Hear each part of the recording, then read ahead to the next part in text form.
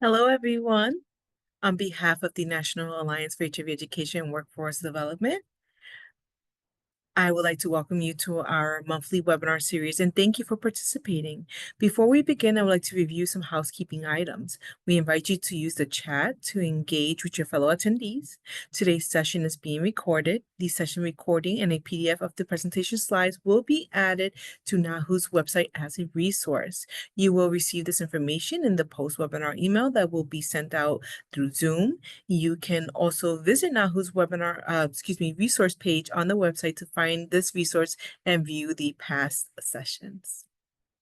Throughout the session, please use the Q&A pod to ask your questions. The speakers will address them at the end of the presentation. If there is time and you would like to ask your question live, please raise your virtual hand and I will open your line to speak.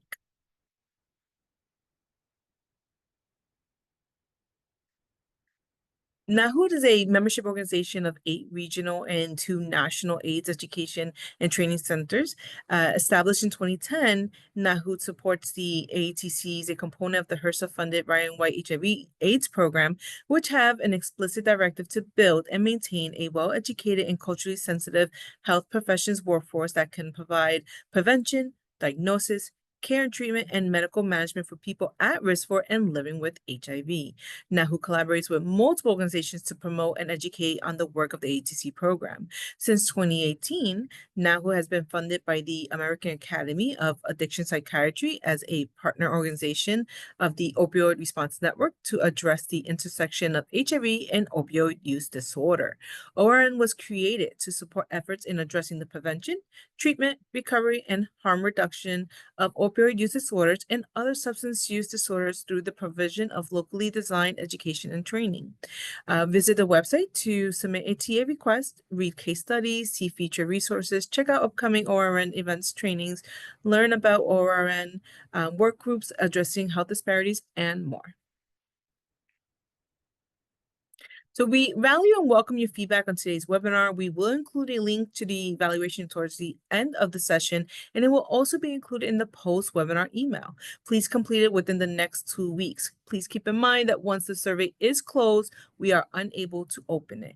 I also ask that you make sure that your name that appears now as an attendee reflects the name that is that you registered with, because we do use that to compare when we send out that information.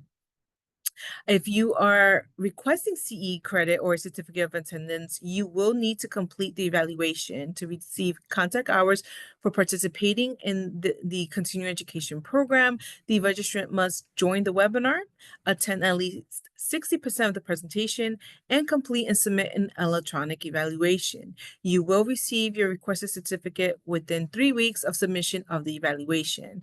And specifically for our phone attendees, please email me directly after this webinar to let me know that you did participate, as you will not receive the evaluation directly from Zoom.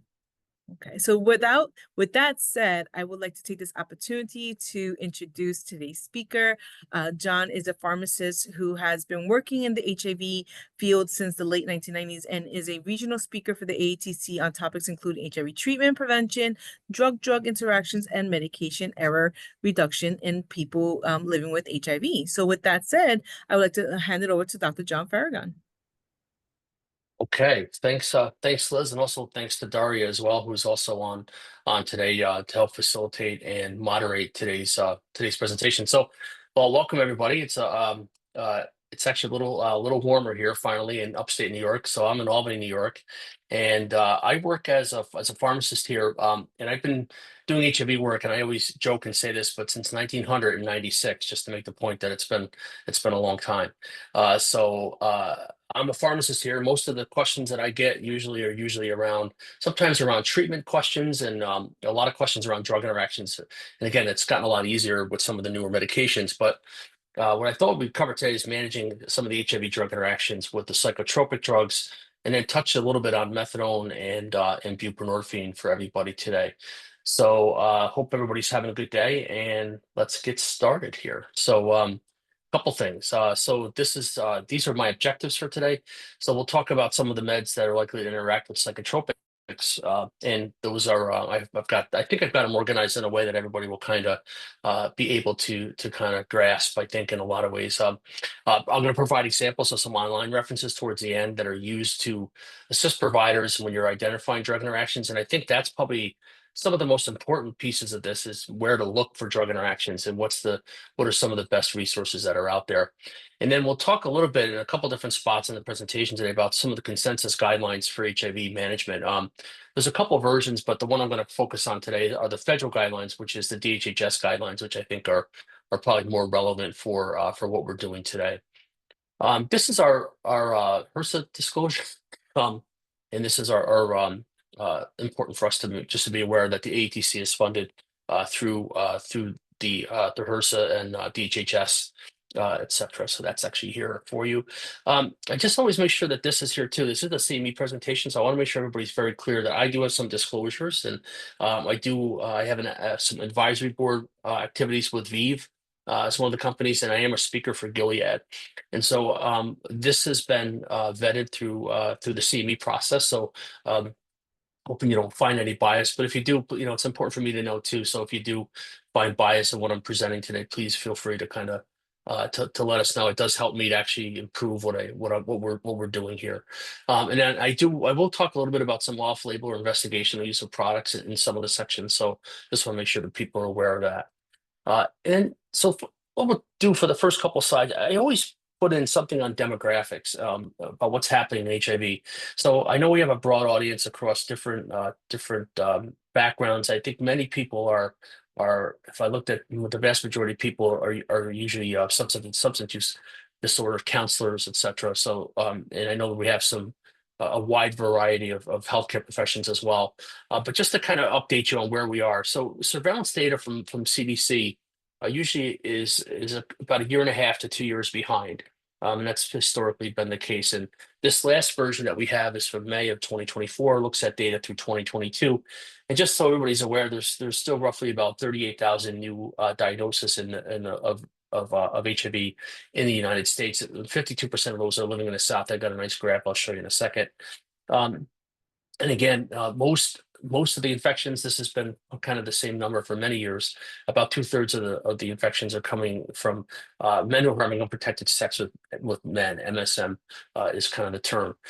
In particular concern, I think for us is the Hispanic, Latino, gay, bisexual, and other MSM. 22% increase, and an overall Hispanic, Latino populations about a 17% increase. So again, there's other populations that increase as well, but there is a big focus on. There's been some recent articles that opinion pieces on the issue of around Hispanic, Latino, gay, and bisexual MSM who are at higher risk for HIV infection, and the numbers are actually higher there. So I encourage you to kind of just be aware of those populations when you're dealing with the patients and the client that you see, just to kind of be aware of that, especially those who haven't been tested yet. And then obviously the HIV related deaths have really decreased. And if you look at between 2018 to 2022, really dramatic decrease in a 25% decline in HIV. And a lot of that is attributed to effective antiretroviral therapy for people who are living with HIV. This is kind of the graph that I like to show just because to give people a sense of what happened during COVID. I think the COVID pandemic, a lot of the testing was down. A lot of the reagents and et cetera for testing, a lot of those are being kind of used for the COVID pandemic. And you can see that the numbers, while they dropped to 30,000, they went right back up to 36,000 and actually went up a little bit to 37,981. You see these different numbers, and I think some of it is just reporting and some of it is where they are in the reporting. But sometimes you'll see 38,000, sometimes you see 37,981. But it's roughly 38,000 new infections is what you're seeing in 2022, which is the most recent data. The South, I just want to encourage people to realize, there are certainly zip codes in areas where in the South where there's higher rates of HIV infection. And if you look at the number of new infections, over half have come from the South. I just want to make sure people are aware, though, that the South does include DC, it includes Baltimore, Atlanta, Miami. A lot of large cities are included in that. And just to be aware of what's actually included in the South when they talk about that. But over half the new infections are actually coming from the South. And And we could get into a whole another discussion about why that is. As part of it's probably the Affordable Care Act, how Medicaid reauthorization. There's a lot of different things for people. ADAP distribution. All of these things are all questions that I think are probably beyond this presentation today. These are the meds that we have, and I kind of tried to include the ones I highlighted, the ones in bold, the ones that we're using most commonly, and some of them I even eliminated that are probably not being used or been taken off the market. But despite all these drugs, I mean, honestly, we probably use maybe 7 or 8 of them on a regular basis for people who are living with HIV. And again, it might get a little bit more complex in patients who have treatment experience and don't have a lot of options left. But for the most part, most of the time, we're using most of these meds that are bolded are probably the ones that are most commonly used, and even some of them that are bolded are very very rarely used in patients because they're only used for really treatment experienced patients. Like for example, fostemsavir and lenacapavir. At least right now, we're not using a lot of those drugs for treatment experienced patients because there's not a lot of those patients that need those drugs. So again, the number of people who are on these meds, I think, all depends on really on the guidelines. But just so people have a history, this is I was in pharmacy school doing my bachelor's in 1996, and this was the breaking data. This was the heart regimen. This was the regimen that was going to save everybody's lives. This was highly active antiretroviral therapy in 1996, 20 pills a day. And again, there's different medications you can see here. The Indinavir is actually the capsules, the 4 pills every 8 hours. The zidovudine is the blue and white capsule at the top, and then the lamivudine is the diamond-shaped pill. So 20 pills a day, and the man of the year that year was David Ho. And the thought was really that by the end of the probably, that this would actually wipe out HIV, and you would actually get people undetectable. Then they realized there was a reservoir of HIV in people's gut, lymphoid tissue, and sanctuary sites, et cetera, that's constantly releasing virus. So that's why really lifelong therapy is now kind of the mainstay of HIV treatment.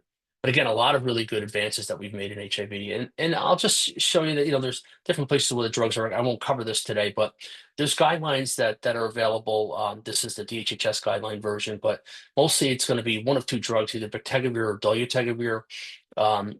These are the Revere drugs. These are INSTIs, or integrase strand transfer inhibitors. In addition to those, you'd use 1 to 2 nucleoside reverse transcriptase inhibitors, and usually it's either TAF or tenofuralafenamide with emtricitabine.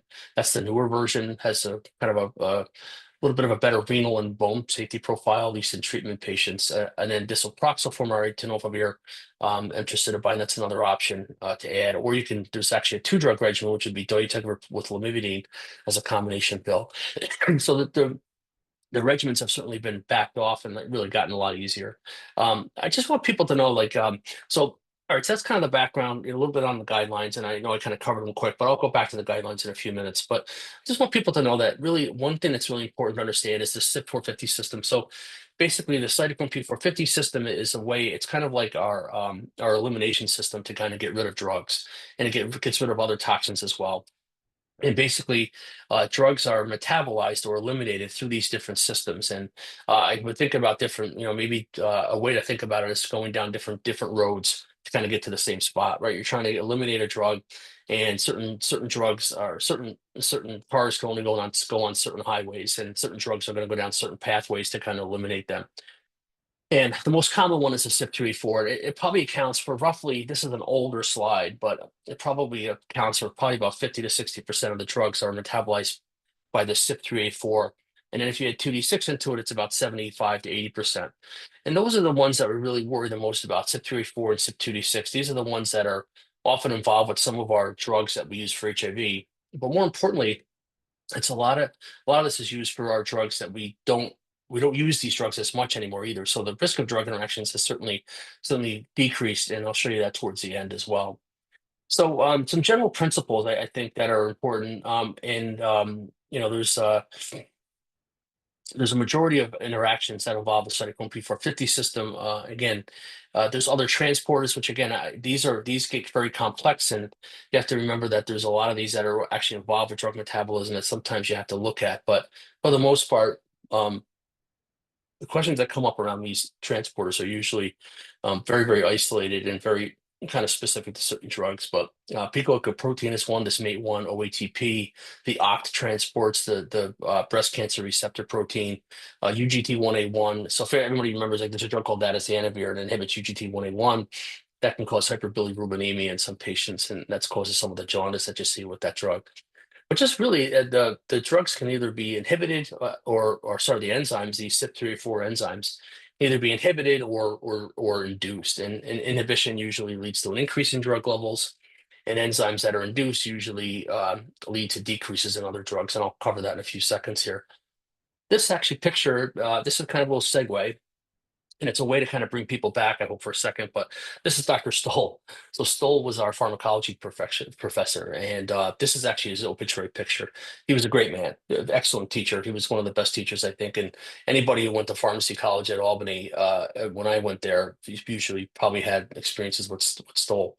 But Dr. Stoll had he ran pharmacology, what they called it recitation. So there'd be like 6 or 7 people in a group, and he'd have them around a table, and he would just ask questions of different people, and you got graded on it. So he really kind of had, you really didn't know what he was going to ask. And but a lot of times his questions were kind of like, will the drug levels increase or decrease? And Dr. Stoll, I don't mean to offend anybody, but Dr. Stoll had he was hard of hearing, and he couldn't hear all the time. And a lot of times all you had to say was, he would ask you if the drugs increase or decrease. All you had to say was creases.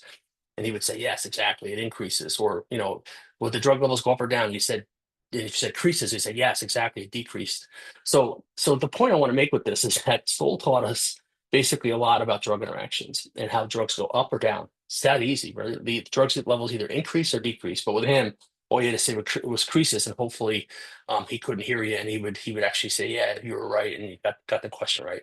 So again, I can't see everybody's expression. I hope everybody's a little bit giggling a little bit on this, but the bottom line here is that Stoll was a great teacher, and the bottom line is that drugs either increase or decrease. That's really the point here. And this is inhibition. So this is the one that you'll worry the most about. Well, I guess this is one of the things that you'll worry about. But CYP3A4 inhibitors. So, for example, ritonavir, cobicistat. These are in some of our HIV drugs that we don't use as much as we used to, but we still have to use them sometimes. And I'll show you some of that towards the end of the presentation. But basically, you have a drug level of a certain medication, and then if you were added an inhibiting drug, or so for example, here, if you're adding a boosted protease inhibitor to treat HIV, and you have somebody on a statin, for example, let's say they're on a drug like simvastatin, for example, it's a good example that I think is good for us to kind of talk about. And basically, if you look at this, basically over time, what would happen is if you um, add the inhibiting drug, basically the simvastatin levels start to go up. So what this is showing you really here is that the CYP3A4 inhibition is really, when you're adding that here, the CYP3A4, any drug that's metabolized by CYP3A4, the drug levels are going to go up dramatically, and that's where you can get toxicity. For example, with simvastatin, for example, if you added darunavir or ritonavir or cobicistat. So adding a CYP3A4 inhibitor, for example, is likely to increase those drug levels of meds that are metabolized that way. Really, it potentially occurs pretty rapidly, but there's a lot of drugs that are in this kind of class, and we're going to cover psychotropics today. But this is kind of the hallmark CYP450 inhibition, where the drug levels go up and somebody gets toxic. A good example here is like trazodone. Trazodone levels go up when you have somebody in a boosted PI. You can get increased levels of trazodone, and you can actually get an increased risk of sedation. These are the big inhibitors, and I use this mnemonic decipher. And Dolavrium we don't use anymore, but some of the other common ones are erythromycin, cobicistat, and clarithromycin. Sorry for the spelling error. Itraconazole, Vori, and fluconazole, and then the protease inhibitors, both HIV and hepatitis C. And those are the Hep C drugs are designated by Previr. So glecaprevir, for example, is a good one that we sometimes will see. Voxeloprevir is another one that's in some of the Hep C drugs, and then ritonavir. So these cipher drugs are really the drugs that are going to be inhibitors. And so if you want some mnemonic to kind of remember some of these, if you see some of these drugs, those are the ones. But the big ones in HIV are going to be the ritonavir, the protease inhibitors, and the cobicistat. And the cobi and the ritonavir are two big boosters that we use that increase drug levels through the CYP3A4 inhibition. Another example I'm going to give you here is adding a drug like efavirenz, which is an inducer. So inducers actually make the metabolism work faster. So basically chews up drugs quicker, right? So when you add efavirenz to somebody's regimen, that enzyme system gets revved up, and basically it works faster. And when it works faster, it actually eats up the drugs quicker that are also metabolized the same way. So a classic example is this is somebody who's on a steady state methadone level. So the methadone level is here in the green, and there's a kind of an up and a down, kind of a peak and a trough. And then you add an inducing drug, and then basically what happens is you can see that the drug levels eventually will reduce. So the methadone dose can actually be reduced here. This is what happens with methadone withdrawal. If you have somebody you add efavirenz back in the day, if you added that to their regimen, they would get withdrawal. So these are classic kind of induction versus inhibition. You notice there's a little bit of a lag time here too. The induction actually takes a little bit of time. So it takes a little time for some of these drug interactions to occur. And again, many of you may be thinking about this webinar right now and thinking my head's spinning. Well, I'll try to make it easier for you, but the bottom line, you have to understand these drug levels either go up or they go down. Really is the key piece. And depending on whether or not a drug is an inhibitor or an inducer will really kind of dictate what's probably going to happen. And these are the big inducers that are out there. I remember this one by coppers. So these are the carbamazepine, oxcarbazepine, phenobarbital, phenytoin. Those are some of our older anticonvulsants. And then you have efavirenz, that's your Virane. The R drugs, the Rifer drugs, rifampin, rifapentine, rifabutin, and then St. John's wort. So coppers is kind of my mnemonic to remember this one. So if you see patients on these drugs, these are drugs that are likely going to drop levels of some of other meds that might be metabolized by CYP3A4, particularly some of the HIV drugs. But I also want people to remember primidone as well. This one is one that we don't talk a lot about, but phenobarb is primidone is actually metabolized to phenobarb. Primidone you don't see very much. It's used for seizures, but sometimes you'll see it for essential tremors, and sometimes that becomes a problem with some of our antiretroviral therapies that we have available to us. Just two quick slides on polypharmacy. The definitions are a little bit different depending on where you look, but this is roughly 5 or more medications. That's roughly the number that people kind of use as a number to be worried about. It's 6.5 meds per day. Is a frailty risk for frailty. There's increased risk for disability with over 5 meds, 4.5 meds for mortality, 4.5 meds for fall risk. So polypharmacy in general, most people usually use the common term of about 5 meds. And these are strong predictors of serious adverse events and drug interactions. And I think it's even a greater concern of those people with aging with HIV because the number of meds that our patients are on now as they get older, and they always talk about over 50, but now we have patients in their 60s, 70s, 80s. We have those patients in our clinic, and I'm sure you do as well. And so we have to think about this a lot more about the number of meds that people are on and deprescribing and getting rid of stuff. But I won't spend time on that because there's just not enough time today. This is the max cohort, just really quick. But for those who are 50 years old or persons living with HIV, were more likely to have polypharmacy versus people without HIV. So the rates of polypharmacy are much higher for people who again, this is taking 5 or more meds in this max cohort. This is older, but I like this because it's for the max cohort, and that's a pretty well robust database of it. It's over 3,100 subjects. And again, this is old data, but I think it still holds true that number of 5 and in some of the things that we found in some of these cohorts. This is actually there's a lot of stuff on a lot of data in this data set on cardiovascular disease, hypertension, not a lot on psychiatric meds, but again, still I think this brings up the point. There's a lot of people on a lot of different meds. All right, so that's kind of so what I kind of just did for you, hopefully, is give you a little kind of background on how drug interactions work, the increase and decrease in drug levels, whether you're using an inhibitor or an inducer. Hopefully, in the examples that I show you in the next couple slides, I think will hopefully give you a sense of what's actually going on.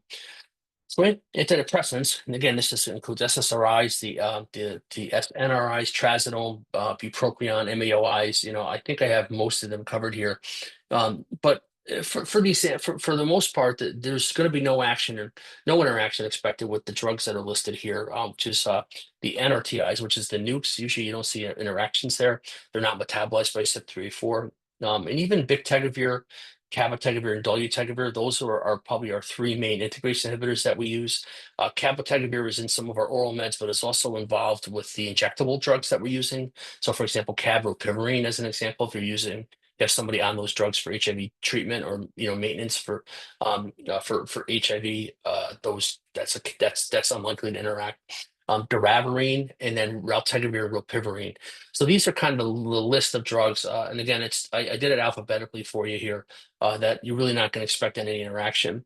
A couple things on some of the specific interactions. Trazodone is a big one with cobicistat and ritonavir. These are our boosted drugs. So these are our big CYP3A4 inhibitors. These drugs are known for increasing drug levels of meds. So anytime you see cobicistat or ritonavir in a combination pill or in even on its own, you might see ritonavir on its own with with another protease inhibitor.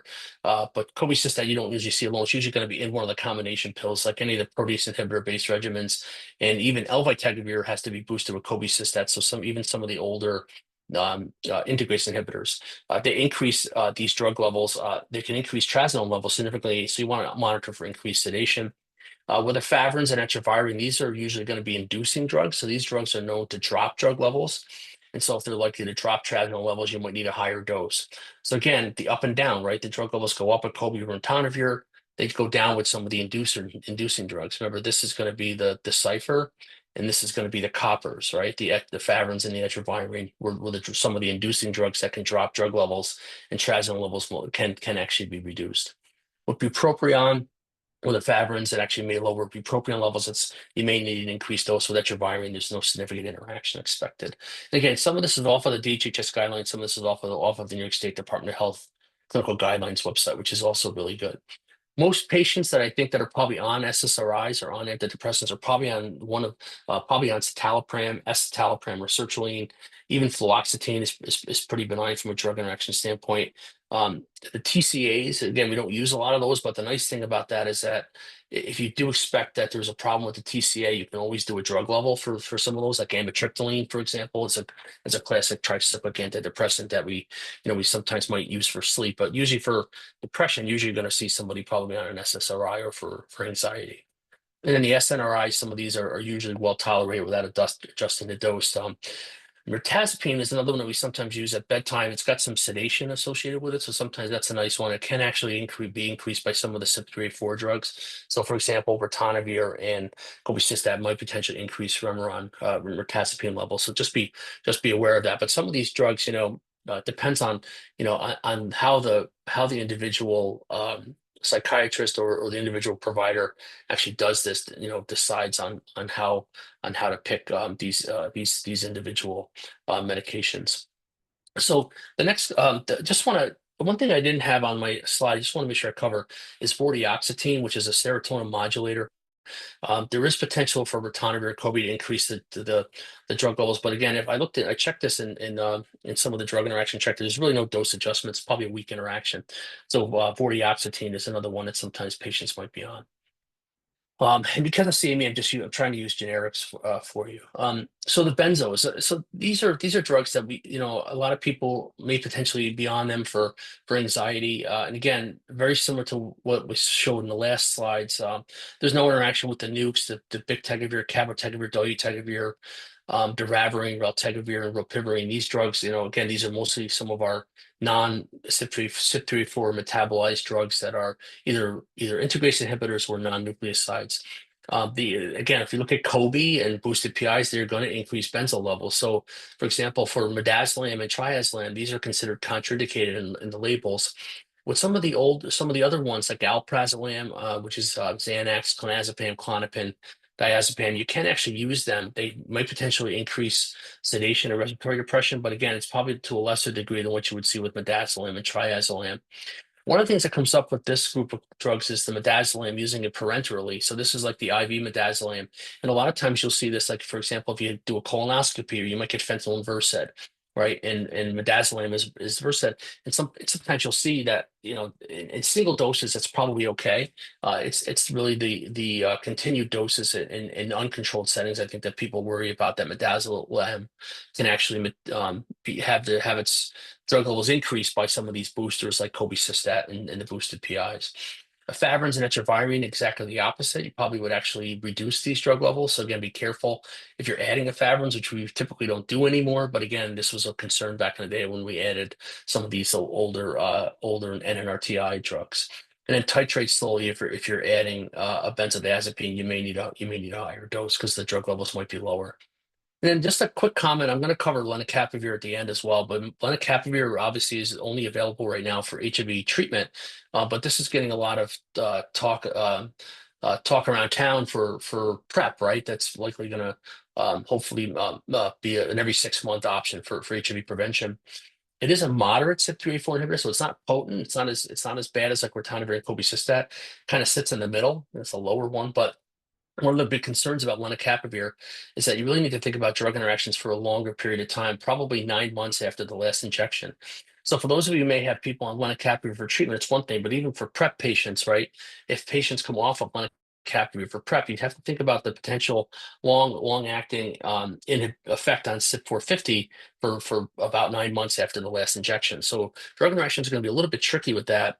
Just have to kind of know what you're doing, and I think the labels will be very clear on how to manage that once we get there. And obviously, there's going to be some caution with midazolam and triazolam as well.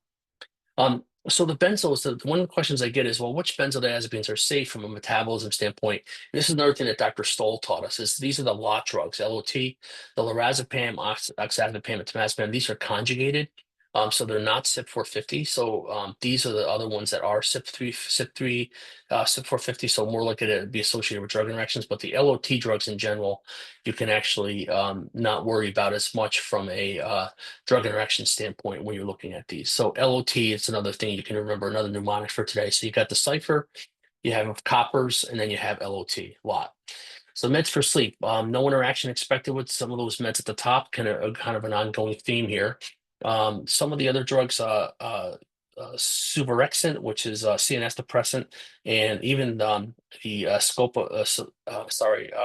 the sopacolone. These drugs can actually increase when you have somebody on a boosted PI or or cobicistat. So Cobi and ritonavir, again, same story. These drug levels are going to go up. You're going to potentially have excess sedation. In fact, for the suvorexant, it's actually not. It's actually do not co-administer. So it's one in the guidelines that they tell you not to use together. And conversely, because efavirenz and etravirine are going to reduce drug levels, you would actually have a reduction in drug levels because they're going to be inducers of cytochrome P450. All right. So just moving on, just kind of getting through this a little bit quicker here. This is quetiapine. I'll start with. So one of the concerns about quetiapine is that when you use it with a boosted PI or use it with elbictegravir, cobicistat, quetiapine is probably the biggest concern here. And the biggest issue here is that you really need to really drop the dose if somebody's on if you're going to add a protease inhibitor to somebody who's on quetiapine. You need like 1/6 of the dose for people on stable doses, and you really want to make sure you're monitoring for QT prolongation as well, and then titrating slow if you're adding to the HIV med just to cut the dose. If you're adding a booster, make sure you're cutting the dose. So quetiapine in the boosters and Cobi and ritonavir, the drug levels of quetiapine dramatically are elevated. So you really have to be cautious of this. So when you're adding ritonavir to somebody's quetiapine, but also when you're taking it away, you got to think about it too. And I'll spend some time on that towards the end. But a lot of these drugs like iloperidone, aripiprazole, brexpiprazole, risperidone, all these drugs have lowest doses basically in titrate to effect if if you have somebody on a boosted PI like cobicistat or ritonavir. I think that's really the big concern with this slide. So again, lurasidone, there's with elbictegravir, Cobi, there was at one point there was no data, and eventually they actually added it to the label. So I'll show you that in a second. But haloperidol with QT monitoring, um, uh, lumateperone do not co-administer. Pimicide's contraindicated. Risperidone lowest dose and titrate to effect. Again, this is all if you're on boosted PIs and cobicistat. And again, with the efavirenz and etravirine, those drug levels would most likely be decreased. So I think that those are some of the big concerns, just to kind of round out this section. I'll talk a little bit about the injections towards the end, the injectable medications for psychiatry. And again, lenacapavir here may potentially increase pimicide levels, so that's something we don't want to use together. This is an old slide, but just looks at the warnings that were added to Latuda. They actually added for lurasidone, they actually added some of these as contraindications to the label based on if you're on a boosted protease inhibitor. Going into some of the first generation anticonvulsants, sometimes These drugs used to be used as mood stabilizers. So I just want people to know that a lot of these drugs are inducers, right? These drug levels will these drugs will decrease the drug levels of many of the antiretrovirals and potentially could cause virologic failure. And so when you look at the labels for a lot of the antiretrovirals, even the Gravir drugs, even those drugs that you typically don't see a lot of interactions, there'll be something in there about some of these drugs will decrease drug levels of antiretrovirals and really have to be avoided. Um, Oxcarbazepine sometimes is okay, no, but for the most part, phenobarbital, phenytoin, and carbamazepine usually are going to drop drug levels. Even in the dolutegravir label, I think there's still some dosage adjustments that you can actually use the higher dose with somebody who's on carbamazepine. So again, just knowing that some of these drugs are going to be reduced by uh, some of the antiretrovirals are going to be reduced by some of these inducing drugs is really really important for us to know. Valproic acid is kind of all over the place. I won't spend a lot of time on this, but valproic acid level may actually increase the levels of antiretrovirals.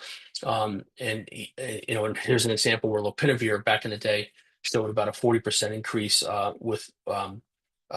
increased by 40% when somebody was on valproic acid together. One of the things that actually is safer here probably is are drugs like levetiracetam, for example. You can use that if you're probably using that for seizure prevention, but again, levetiracetam is one that's not going to probably interact. And this is just an example. I just historically just showing you lopinavir, ritonavir, showing you reductions in the open diamond here is basically lopinavir, ritonavir with phenytoin, and at the top here is lopinavir, ritonavir alone. You can see there's a dramatic reduction in lopinavir levels when you have these drugs combined. So you got to be really kind of cautious of that. And then St. John's wort, just a few sections, a few minutes on this, some herbal therapy. St. John's wort is usually going to be contraindicated with many of the drugs, not just protease inhibitors, but garlic. There's some data with saquinavir showed a reduction in ARV levels even after stopping it. Milk thistle, there was an interaction with darunavir, ritonavir, showed no changes really needed in either drug. Echinacea, there's some data with etravirine with no interaction. The bottom line with a lot of these drugs, I think, is that you have to be careful of the herbal mixes that are out there with multiple drugs that are in a mix for patients, especially if they're on these meds, taking them on a regular basis. And a lot of times you have to ask about them too, because many times they don't see them as kind of as part of their HIV or as part of their medication list. And sometimes you'll miss certain things as well if you don't ask about these. So it's really important that we make sure we're asking about some of the medications that we actually are that we're asking about herbal therapies when we have patients in our clinic and we have them in front of us and we're doing med recs to kind of discuss some of these things. Just a couple things on methadone and some of the HIV drugs. I I the methadone issue. I think many people are still using methadone. Some people use buprenorphine. I guess it depends on where you are and the type of clinic you have. But Favrins and nevirapine were the two ones that we used to worry a lot about. And again, there's not a lot of people on these drugs anymore, which is really helpful for us, I think. But again, the AUC decreased by about 50% from the Favrins, 40% for nevirapine. So you're always worried about methadone withdrawal when you started these drugs. The nice thing about it is that some of the newer drugs, like for example, rilpivirine, and doravirine are probably unlikely to kind of cause major changes in these drug levels. So again, the stuff that we're using, the drugs that we're using today for the vast majority of patients, you typically don't see a lot of these interactions happening anymore. This is another example too with methadone with lopinavir, ritonavir. It increased anywhere up to 53%. So this is a decrease actually. Methadone withdrawal was unlikely. This had to do with some induction from some of the ritonavir and certain isoenzymes, which you didn't typically expect. But again, these are some things that you have to be worried about.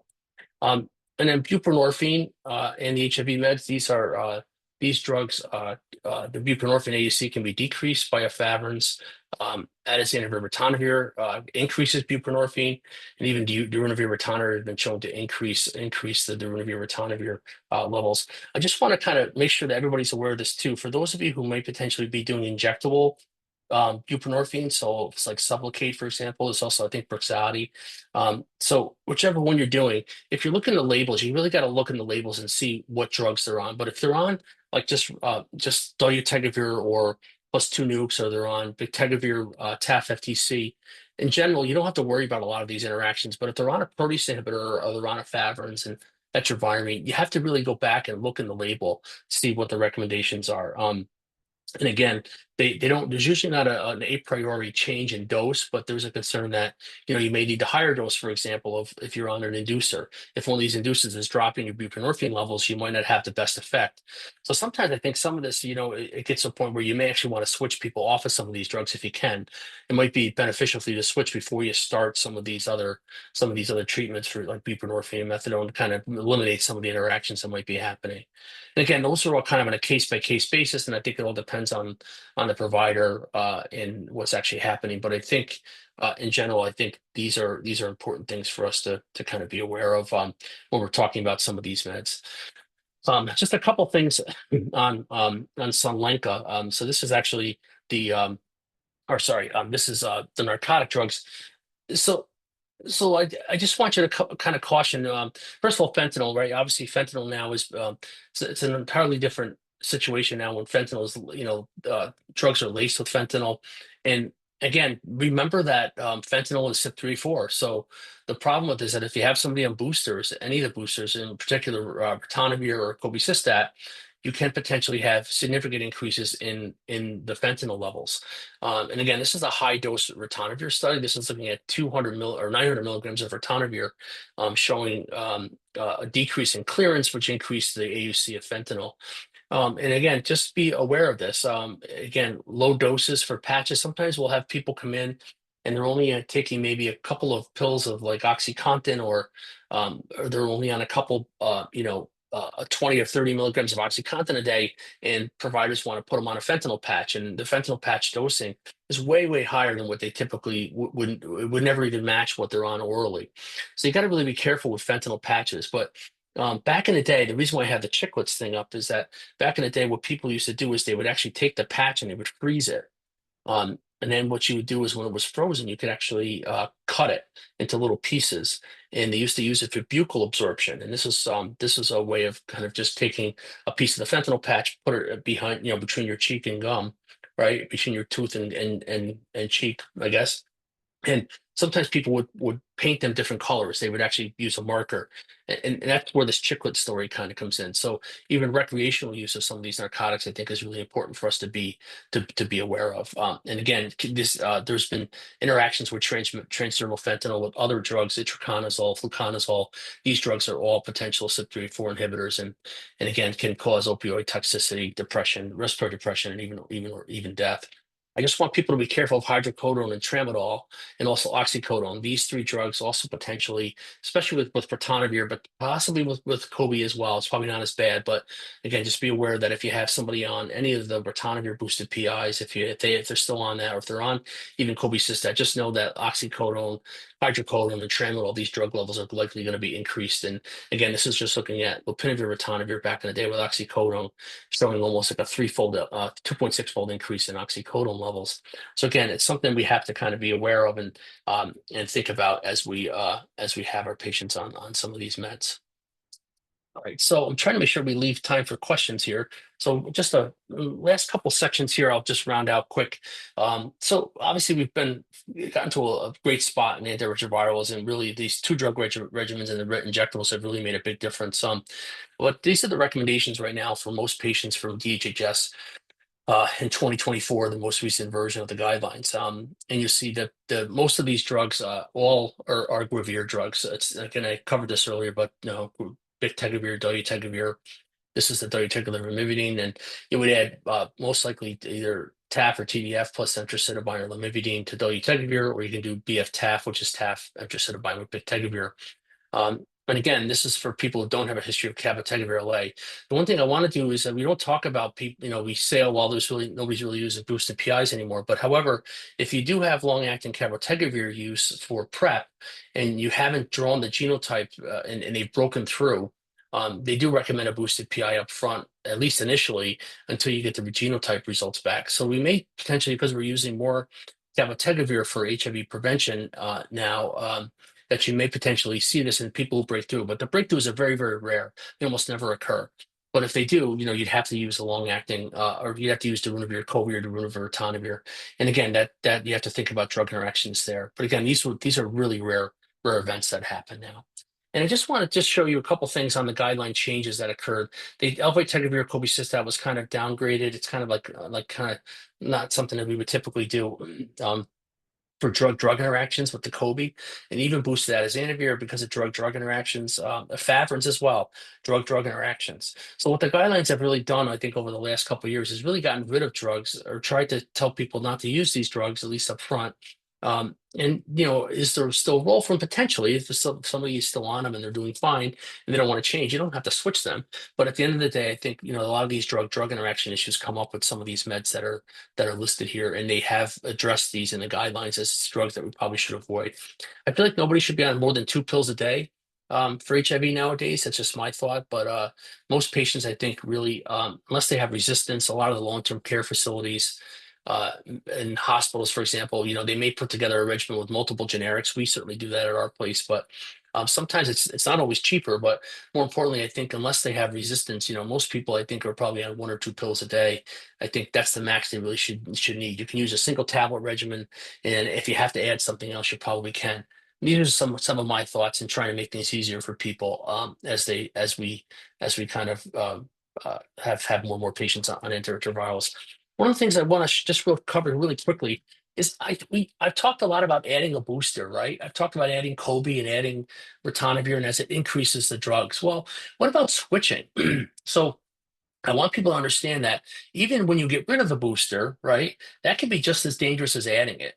And I'll just give you an example. For example, if you're going to switch somebody from darunavir, Kobe, TAF FTC to Bic TAF FTC, right? This one doesn't have a booster.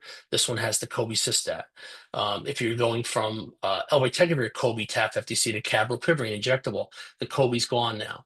And I'll give you examples. Like, for example, if you have somebody on a booster, the apixaban dose is usually 2.5 milligrams BID. It's a 50% reduction, but that dose needs to be increased to 5 BID if the booster is stopped. So if you do make this switch and somebody's on darunavir Kobe and they're on apixaban, you have to increase their dose to 5 BID. But Quetiapine is a good example as well, going the other way. It's increased by about fivefold while it's on the booster, but the dose is going to have to be increased if you stop the booster. If you get rid of the booster, the drug levels are going to drop, right? So if somebody's maintained on darunavir cobicistat and they're doing fine on their quetiapine dose, but then you get rid of it and you put them on something that doesn't have a booster, those drug levels are going to change. Statins is another one where 10 to 20 milligrams on a booster is usually enough, but when you get rid of the booster, you might have to increase your dose back up to 40 or 80 milligrams. So again, just think about the interactions that happen when we get rid of a booster. I think it's also important. So there's a lot of switching that goes on with drugs, and a lot of times you might be switching off of a booster, and you might have to think about this when you have somebody on antiretrovirals. And this is just a good example. When you actually switch off the booster, the drug levels are actually going to go down over time. So if you're removing a CYP3A4 booster, it's going to lead to a decreased level of that other medication that was being boosted. And good examples here are statins, the antipsychotics, some of the anticoagulants that we use, and other drugs as well. What about the sleep meds and their methadone and their fentanyl? Right, all of these drugs potentially could be changed when you get rid of the booster. So while getting rid of the booster is important for some people, I think you have to just realize that potentially this could be a problem. All right, and so some general other additional principles here. Um, the inducers, the efavirenz, the nevirapine, and etravirine are probably going to be the most potent ones and are going to be the most problem. The lowest risk is going to be rilpivirine, doravirine. The boosters are definitely our biggest offenders with the ritonavir and the cobicistat. And then you have the lowest risk with some of the unboosted integrase inhibitors listed here: Bic, cabotegravir, dolutegravir, raltegravir. And this is a nice kind of schematic which kind of gives you this idea of basically showing you that the highest risk is some of these drugs at the top here, and then the medium is kind of in the middle, and the lowest risk are kind of these drugs down here. So again, depending on the meds that you're on, the risk of drug interactions is a lot less now than what it used to be years ago. Just a couple comments on lenacapavir. Again, this is it's administered every 6 months, but again, this is a moderate CYP3A4 inhibitor. It's not a potent CYP3A4 inhibitor, so it's not ritonavir, it's not cobicistat, but it does have some CYP3A4 effects. And there's a list of drugs that are in the label, and it just gave you some examples like potential increases in DOAC levels with apixaban. Again, they tell you to follow the DOAC labels. The carbamazepine, phenytoin are contraindicated, for example, with lenacapavir. Oxcarbazepine and phenobarb are not recommended, so it's not a contraindication, but it's something you have to be thinking about.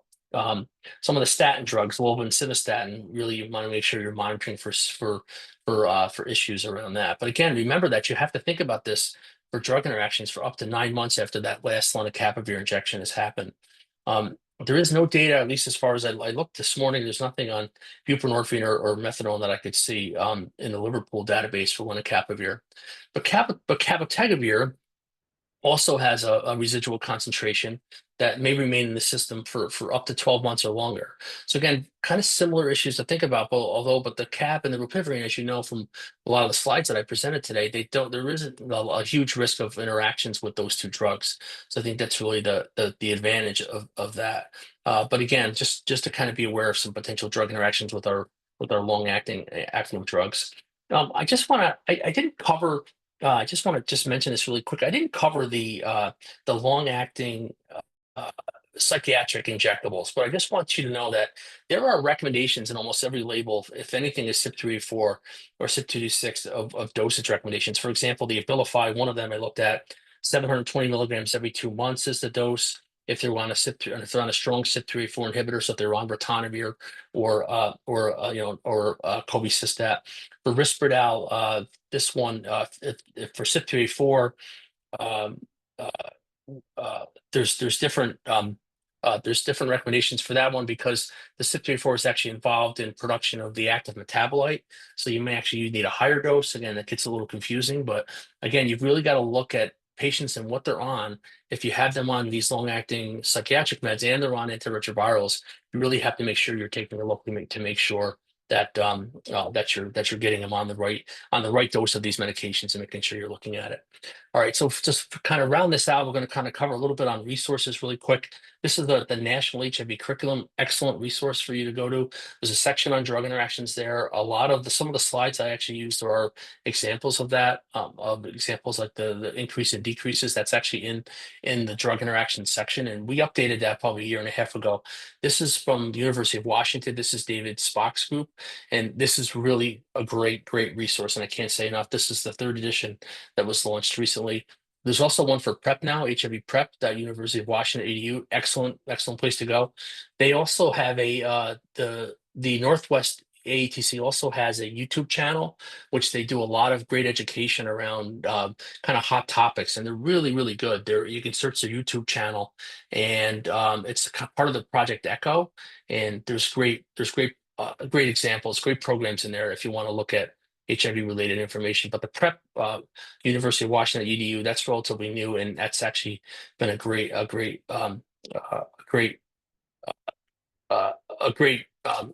resource for people looking at for HIV PrEP. This is the National AIDS Education and Training Center website. This is our NICA AETC. This is the Northeast Caribbean AETC website. This is the National Clinical Consultation Center at UCFF that you can call if you have questions. There is actually a section here you can see their expert clinical advice for people using for substance use evaluation and management is also there as well. And then these are our apps from the ATC. There's the links are actually there. I encourage you to take a look. There's the DHHS guidelines, which is really looking at drug interactions. So it's not really the guidelines, it's just the drug interaction tables that are actually there. There's a psychiatric one, recreational narcotics, and HIV Hep C.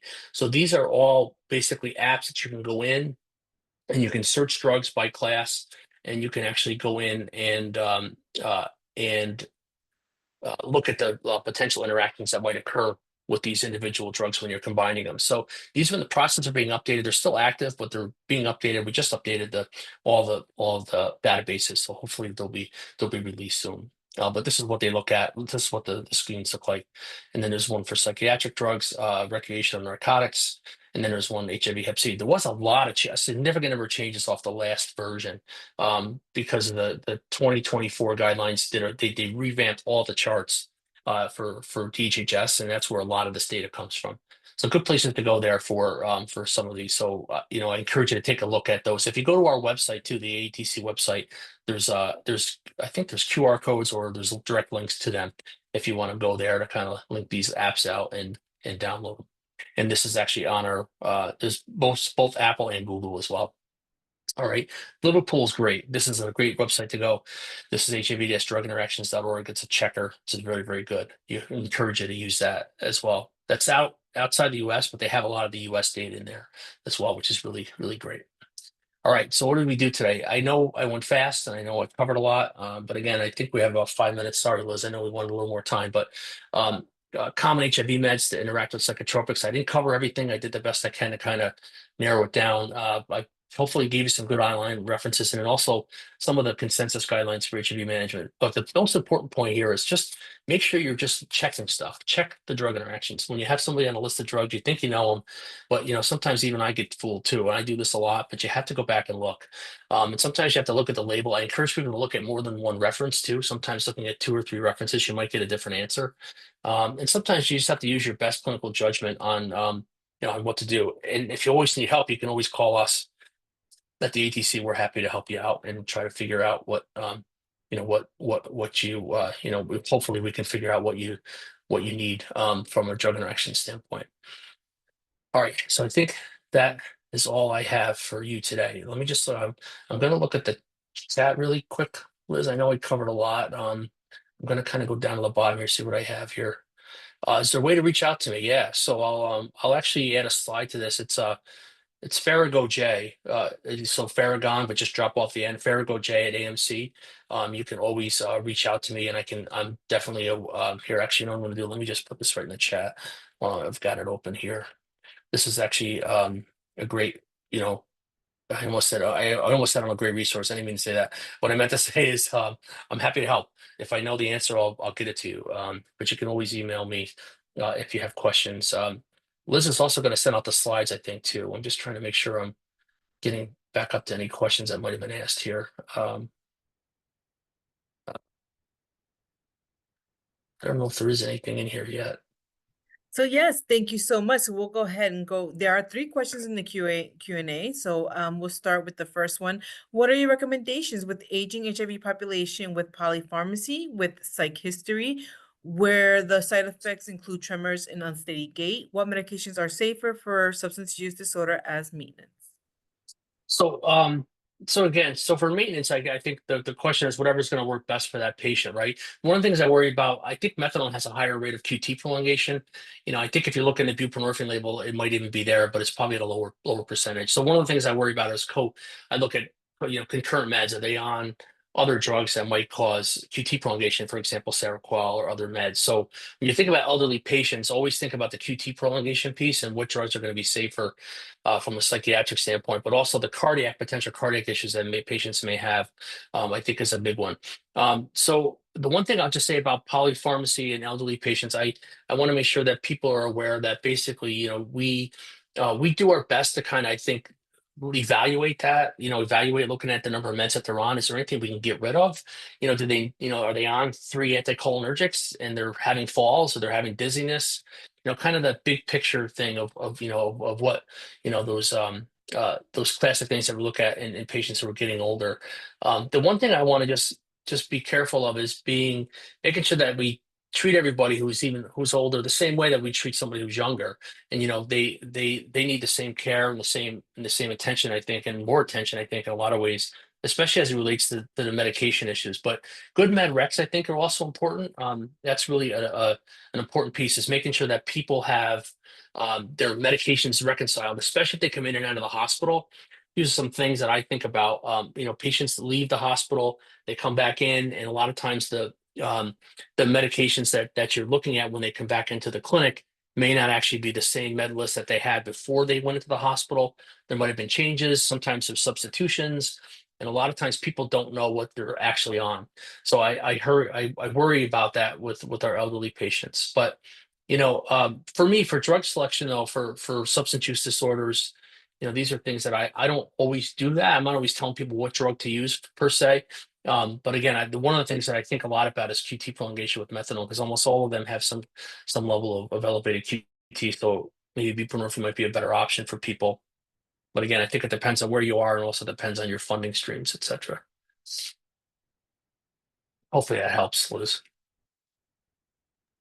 Absolutely. So in terms of our next question, I generally do not get generic psychopharmacology testing on patients, but is there more support for doing it in people with HIV to have a better idea of their enzyme profiles? Yeah, so I this the pharmacogenetics, I think, is what the questioner is asking. And I think there is a potential role for it, but I don't know. I don't, we don't do it here, and we never have. I mean, we just haven't done it. And I felt like a few years back, people were kind of talking about it that it might make a difference. But at the end of the day, you treat the patient, right? So whatever drug you do pick, if you're worried about an interaction, use a lower dose of a psychotropic if they're on something that is probably going to increase the drug levels and monitor them. I think that where it gets difficult is when um, people sometimes are, they wind up being ultra sedated on something, and you don't know really which drug it is. Because one of the problems with the drug interactions, you only have one drug that they're looking at a time. One drug versus another. They're looking at basically one drug, how it affects one medication. You're not looking at how it affects five meds at the same time. So one of the problems with these drug interaction studies as well is that you only have kind of this one little isolated drug interaction for one medication, but they're on five or six other drugs, and what that whole mix of meds means is hard. It's hard to assess. That's why I feel like kind of using your best clinical judgment up front about what you pick and what you use, I think, is really the most important tenet, I think, or the most important point. But um, realizing that no matter what you do, you could potentially get into trouble, and somebody might have sedation, or they might have, not really an effective drug because there's an interaction going on. But again, those checking and using those interaction checkers ahead of time, I think will make a difference. But as far as pharmacogenetics, we don't I don't have a lot of experience with it, and we haven't done it as far as I know to our for our patients here at Albany Med. Hopefully that helps. Yes, thank you. And the last question, I think it was related to something previously said, but boosters also in COVID treatment medications, other Yeah. antivirals? Yes, that's an important piece too. So there are boosters that the Paxlovid actually has ritonavir in it, right? So, but it's short course. So sometimes I think people will be like, it's a couple days, it's probably going to be okay. But again, from a pure standpoint, that's fine, but until someone gets into trouble. So the downside of that is that some of the other options that you'd have don't have interactions are just not as effective. And I think a lot of people question whether or not the Paxlovid was effective as well. But I think you do have to think about ritonavir is in there. It can potentially increase drug levels without a doubt. And even though it's short term, those interactions happen pretty quickly. So, for example, someone on a Pixaban, for example, the drug levels are likely to go up. And again, how everybody manages that, I think, is really kind of on a case by case basis. I think some providers did nothing. Some providers would say, "Yeah, I want you to just take half of your, just take, like for it's non-valvular fib, and they're just on Pixaban, they might just say, just take one pill a day instead of taking two." These are things that we did, or take your statin every other day if you're worried about some of those interactions. Um, but again, that's one of the downsides of that treatment is that it does have the ritonavir, and it does have that risk of drug interactions. If you search, actually, there's actually a COVID. The Liverpool website. If you search Liverpool and COVID drug interactions, there's a COVID Liverpool checker, which you can use, an interaction checker, which can be very, very helpful to answer the questions that you actually have about your question around the COVID drugs. The other drugs, though, for the most part, though, the other COVID meds are usually pretty benign from an interaction standpoint, like remdesivir in the hospital. You know, um, I'm drawing a blank on the other one. Molnupiravir. Sorry, that was the one I was trying to remember. Molnupiravir was the one that doesn't have the ritonavir, but again, I don't think the efficacy of that drug was very good compared to you know compared to what you saw with some of the other medications. All right, thank you. We do have one last question in the chat, and then we'll close out the Q&A. In the statistics you presented, when you talked about men-to-men sex, is transgender subgroup included? Yeah, so it was not. That group actually had increases in. I think you're talking about the demographic data. So that group that you're mentioning also had increases in new HIV infections. Absolutely, I think it was like a 35% increase in that population as well.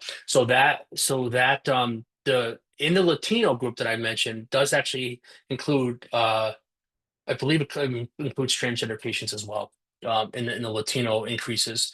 But there's a great perspective piece. It's from the Lancet. If you want that that data set, or that information. I'm drawing a blank on the author, but it was in November, I think, of last year. There's a great article on, and again, I said Latino, but Latine, Latinx, whatever your terminology is for, but that's appropriate. But that population, and really the numbers are, if you compare 2018 out to 2022, the numbers are dramatically increased in, especially in young, Latino, uh, men having sex with men, and I believe that the transgender population is also included as well. Fantastic. So we do not have any other additional questions. Dr. Farragon, thank you so much for that insightful. I know I know there was a lot of content, but it was great content. We really appreciate you joining us today for this session. The link, I do apologize. I had provided Daria with the wrong link for the evaluation. We have put the correct link for the evaluation in the chat. You will also get that link tomorrow in your post-webinar email. And again, you will have the 2 weeks to complete the evaluation. Dr. Farragon did provide his email address in the chat if you had additional questions for him. And we thank you for joining us this month. We hope that you will join us next month for our next session. Daria did include that session information in the chat. But next month we will be talking about HIV, HCV, and substance use disorder. And again, you can, that will be on Friday, June 6th at 12 p.m. Eastern time. Please register, and we look forward to you participating. You will, in order to get your CEU certificate, you will need to complete the evaluation, and then we'll send out the certificate about 3 weeks from now. So sit tight and we'll get that to you, but you can email me at elazo@nahu.org if you do have any questions. Thank you, everyone, and thank you, Dr. Farragon. Have a wonderful weekend. Yeah, thank you very much, Liz.